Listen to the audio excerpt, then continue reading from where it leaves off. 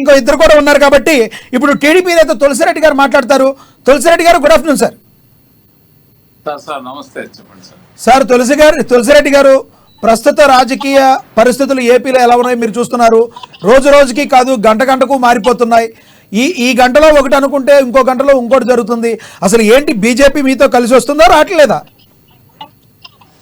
Sir, BJP కలుస్తుందా లేదనేది అధిష్టానం వాళ్ళు నిర్ణయించుకునేటువంటి విషయం సార్ అది.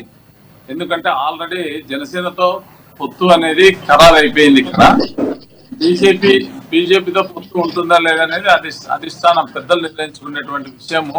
మా దృష్టి వరకు ఇంకా రాలేదు. బీజేపీతో కలుస్తారా లేదనేది ఇంకా విషయం అయితే తెలియదు.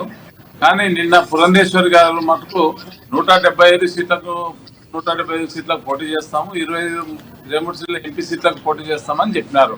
కాబట్టి ఆమె మాటల ప్రకారం అయితే పొత్తు లేనట్లే మాట్లాడుతుంది. పొత్తు లేనట్లే మాట్లాడింది నా స్టేట్మెంట్ ప్రకారం.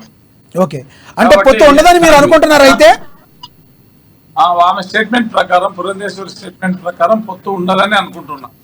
ఓకే, అంటే పొత్తు ఉండకపోతే మీ అడుగులు ఓన్లీ జనసేనతోనే మీ ఇద్దరికి వెళ్ళే అవకాశం ఉందా? అవును సార్, ఇక్కడ ఆంధ్ర రాష్ట్రంలో జనసేన ప్లస్ టీడీపీ రెండు పార్టీలు కలిసి ఏకతాటి మీద నడిచి జగన్ ప్రభుత్వాన్ని గద్దెదించాలని. మరోవైపు మీ మిత్రుడు జనసేన అధినేత పవన్ కళ్యాణ్ గారు మోడీ ఆశీస్సులు మాకున్నాయి, ఎటువంటి పరిస్థితుల్లో బీజేపీని తీసుకొచ్చే ప్రయత్నం చేస్తానన్నారు. దానికోసం విశ్వ ప్రయత్నాలు చేస్తున్నట్టుగా కూడా మనకి మొన్నటి వరకు కనబడింది. ఒకవేళ బీజేపీ రాకపోతే మీ ఇద్దరే వెళితే ఎలక్షన్ సమయంలో బీజేపీ విడిగా వెళ్ళటం వల్ల మీకు ఏమైనా ప్రాబ్లం అయ్యే అవకాశం ఉందా? బీజేపీకి ఆంధ్ర దక్షిణాది రాష్ట్రాల్లో అంత పట్టు లేదు సార్. వాళ్ళు ఇప్పుడు బాగా వేయాలని చూస్తున్నారు. ఎక్కడ ఏపీలో, కేరళ అండ్ చెన్నైలో, తమిళనాడులో బాగా వేయాలని ప్రయత్నం చేస్తున్నారు. చాలా రోజుల నుంచి, గత 10 సంవత్సరాల నుంచి ప్రయత్నాలు చేస్తున్నారు. కానీ ఇక్కడ ప్రాంతీయ పార్టీలు బలంగా ఉండడం వల్ల అసలు ఎందుకు బీజేపీ రావడం లేదంటారు? అంటే బయట ఒక టాక్ అయితే వినపడుతుంది. ఏంటంటే బయట, అంటే ఇది ఎంతవరకు నిజమో మనకు తెలియదు. ఆల్రెడీ ఎన్డీఏలో ఉన్న చంద్రబాబు నాయుడు గారు అంతకుముందు లాస్ట్ టైం బయటకు వచ్చారు కదా ఎన్డీఏ నుంచి. అప్పటి నుంచి కూడా కొన్ని ఢిల్లీ పరిణామాల మధ్య అమిత్ షా గారు ఇక్కడికి రావడం, చంద్రబాబు నాయుడు గారు ఢిల్లీ వెళ్ళి నిరసనలు తెలపడం, ఆ తర్వాత ఇక్కడ ఏం నాటకీయ పరిణామాలు జరిగాయో మీకు కూడా తెలుసు.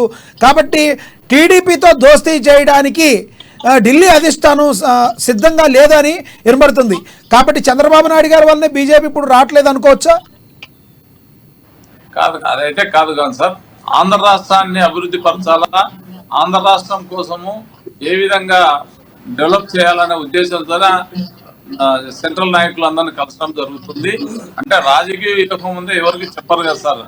పెద్దవాళ్ళు, అధినాయకులంతా, చంద్రబాబు నాయుడు జాతీయ అధ్యక్షులు వాళ్ళ మనసులో పెట్టుకుంటారు. కానీ అమిత్ షా గారు కానీ మోడీ గారు కానీ బయటకైతే చెప్పరు కదా.